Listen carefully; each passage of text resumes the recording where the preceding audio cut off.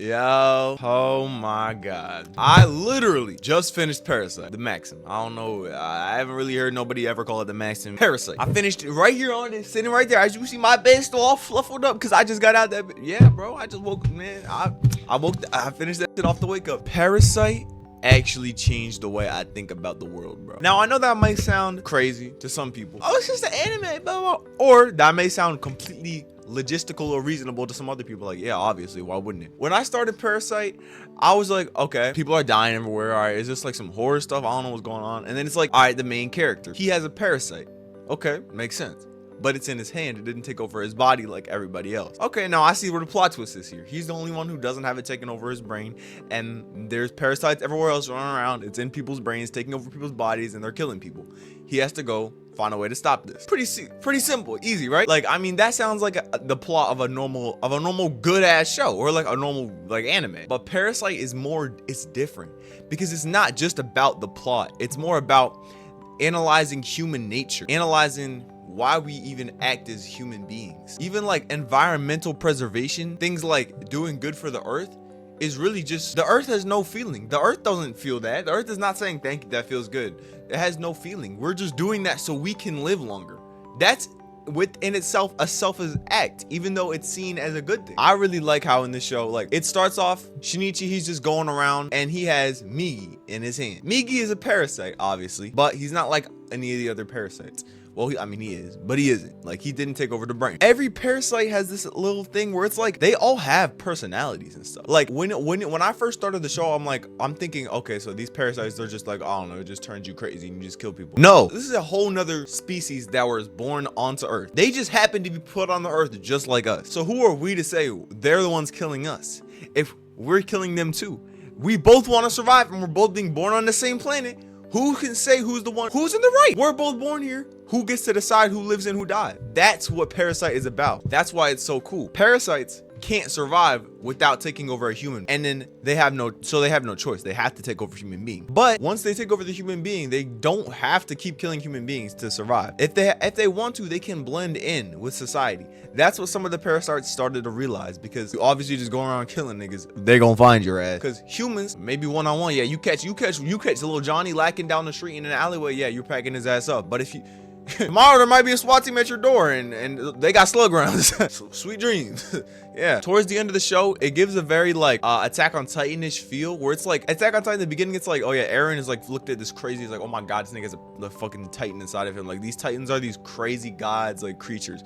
By the end of the show, having a Titan is almost an inconvenience. It's like you turn into a Titan, you're not even standing for like 1 second, your legs get fucking blown off by a Barrett 50 cal, bro. They got tanks, mechs, and some more shit, bro. Like, it's really useless as hell to be a Titan in Attack on Titan season 4. Like, they were really using Titans. It's like, oh, you transform to a Titan for 1 second, boost yourself up, it gets shot, now you're just a little bit higher. Like, that shit was kind of useless, I'm not gonna lie, unless you're like one of the strongest ones, like the fuck, even the armored Titan actually was getting his shit clapped. But by the end of the show, these parasites, which are like gods of human beings, like, you see them doing things like jumping up at buildings, climbing on walls, killing like hundreds of humans at once. Like, they're super speed, they're just super soldiers, basically super soldiers that can change their face, by the way. Like, they can literally, they're like the perfect fighting unit, basically, but they don't like working together. And humans, that's that's one of the things that we be doing. So, you know, one-on-one, they were catching mad bodies, killing mad people. But as soon the show keeps going on, humans start to catch on. They start to realize, all right, so what, this guy died here, this guy died here, this guy was seen here, this guy was seen here. They start to piece it. They catch one guy, they'll kill one guy, he's a parasite. Oh, okay, maybe it costs 3 guys to kill that one guy, but at least he's dead now. Then they can study his body. All right, now we know what makes a parasite a parasite. Now we can make trackers, we can make scanners, so that we put them at the train stations. Everyone who walks through them will know if they're a parasite while they're walking through. This is literally human nature. It shows you how quick we are to pinpoint an issue and just try to eliminate it. The means to eliminate them, bro, they were over here at the train station gunning down niggas and parasites, bro. They were gunning down mad innocent civilians on accident, bro, but not even on accident. Like, they were like, yo, everyone get your ass on the seat or you're getting shot. And some guy was like, what the fuck are you talking about? And then they just shot his ass. Bro, I don't want to say, boom, right in the fucking throat. Cook this shit. And then you know what the nigga who shot him said? Oh, guess it was human. What? Yo, take his badge away. Oh god. No, I'm not gonna lie, bro. Nah, bro.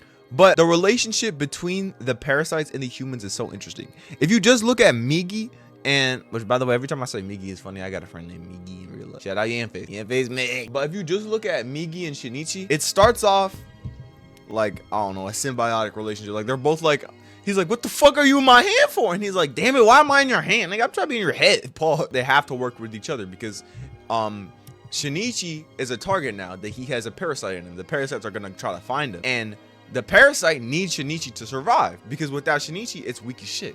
So he needs the parasite to help protect him from these niggas, and the parasite needs his body to fight.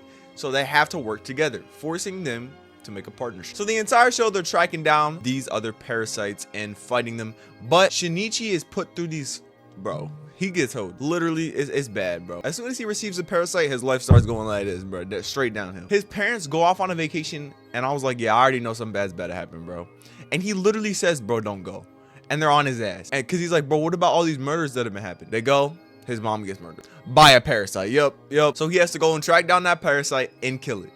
And while he's killing that parasite, the parasite has his mom's face on. Like, oh my god, bro. This, like, bro. And like, if that wasn't enough, then his dad's super fucked up.